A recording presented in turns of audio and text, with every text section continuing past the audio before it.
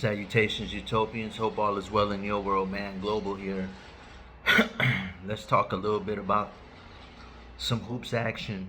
First and foremost, Taylor Jenkins uh, being relieved of his responsibilities. We're less than 10 games away from the NBA playoffs, and the Memphis Grizzlies are in second place. Um, been trying to get some clear understanding of what's going on exactly because it is very bizarre. Um, this guy had the team in second place, and you know, you couldn't wait till the end of the year. And so, first and foremost, the Grizzlies, I knew it was going to be something like this year just because they had way too much depth. They got way too much talent. And I'm like, Memphis winning a championship?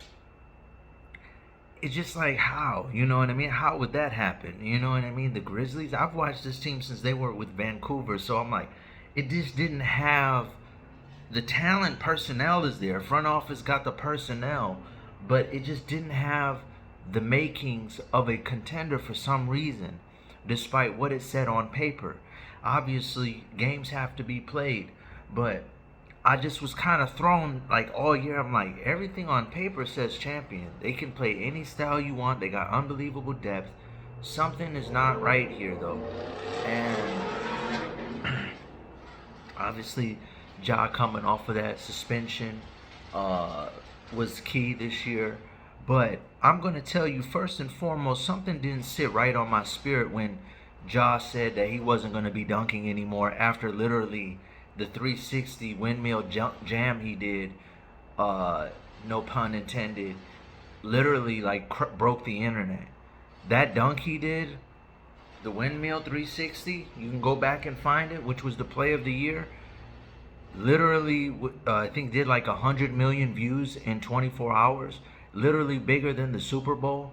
Ja is all world when he's playing, and he's been very much taking a step back from what we've known him to be, and no one can really explain why. I understand, fatherhood makes you mature, it makes you change, whatever, but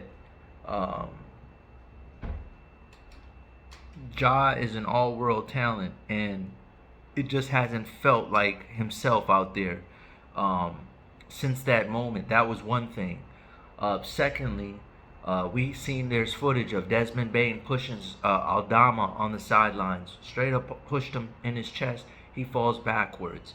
Jaren Jackson here's the other thing. Which was a tall tale sign. Players putting hands on other players on the sideline means the coach has kind of lost control. Jaren Jackson is due for a supermax contract extension, and he's currently in contention for Defensive Player of the Year. Wemby's out. My understanding is front office Grizzlies, according to Gilbert Arenas, never claimed to be media, let me be very clear, stated that, in his nature of working in front offices, that sometimes, no, not all the time, there's basketball and then there's business. Business of basketball. And, you're Memphis. The same reason why Luka got traded, the Mavericks were like, look, if you're going to be a super duper max, you better be immaculate, you better be flawless. And just quite frankly, Luka was not that in Dallas. Out of shape, no passion on defense, just wasn't taking his engagement seriously. So obviously the Mavs said, you know what, we moving off of it. And the Knicks, the same thing in the offseason. I mean, the Wolves, the same thing. Carl Towns, $60 million a year. We're the Minnesota Timberwolves. We don't even know if we're supposed to be on the West Coast. Alex Rodriguez, we're going through a point of sale right now, and our guy is barely scrapping together the money in Alex Rodriguez to get the team. There's no way that we're going to continue with this center here. We already got Nas Reed at a fraction of the cost, who's going to be due a contract extension post collective bargaining agreement with the new salary cap crunch. He practically in virtue is the same type of player, but more athletic, better defensively. So all in all, more of a two-way player. So when you looking at this whole situation unfold, it's like, okay, why are you playing him more than 30? Why is he playing 35 minutes plus? Obviously, coach doesn't care. You paid me to do a job. I'm going to be here. And now the interim head coach, from my understanding, which it kind of reminds me of Lionel Hollins, Dave Yeager from years ago, where like the assistant coach is being groomed to be the head coach. My understanding, to start the season, they were implementing plays from the assistant coach, who's a Euro Cup champion. Obviously, the NBA right now is having discussions about an NBA Europe, and I think God's in the details. There's some type of connection to this somehow, and that's why I said I didn't want to throw LeBron's name on Twitter when I said this, but you really got to go back to the 2016 Cavs when they had David Blatt, who's the Phil Jackson of Euro basketball in terms of head coaches, the Diamond Standard, and to really go back to a time where a coach was like this in contention, and they were just like, nah, scrap it, and ironically, the Grizzlies are replacing Taylor replacing Coach Jenkins with a Euro Cup coach, and who was already implementing his system before the season began. So, this isn't the first time. It's that Memphis has done some shady things in the past. Like they moved Rudy Gay without Lionel Hollins' consent off that grit and grind team. I remember Lionel Hollins like, I didn't even know that we were going to trade Rudy Gay. So this is the ownership, and whether it's the same one or a different one, they have a penchant for doing this type of behavior. They're kind of like the Sacramento Kings. They're going to move how they feel, and you're going to be okay with it if you're the fans.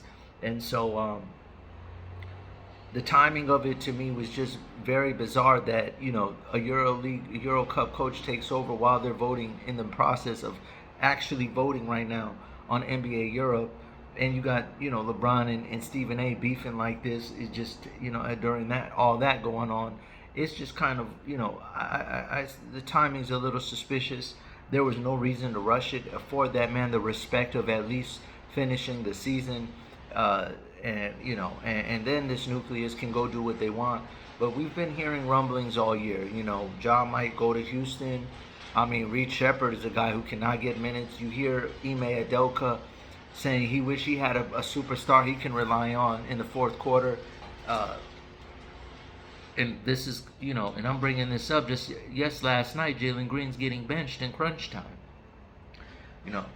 That's a different kind of conversation, but it's clear Ime needs a superstar. And so, could he go to Houston? Absolutely, and Ja would be more, I think, would he be more happy in that environment? Probably, they are situated and ready to take the next step. But at the end of the day, could have, these are just some things that I wanted to point out. I think the Grizzlies are definitely have the pieces to be a contender, but it just didn't have the allure, it didn't have the aura about it to give you that impression. But definitely, besides, the ties to the NBA Euro vote, I can't really understand why a guy would be even fired right now. That's kind of bizarre and extreme. And like I said, players fighting on the sideline obviously is a rude awakening, and probably was the final straw. But I feel bad for the guy. You're part of this young team. You've been at it for quite some time. You helped build this young nucleus, and to be abruptly dropped like that. I mean, he's obviously going to be paid handsomely for his work, but it's just kind of crazy to see. Hope this video was informative, Utopians. I'll try to do better next time. Global out.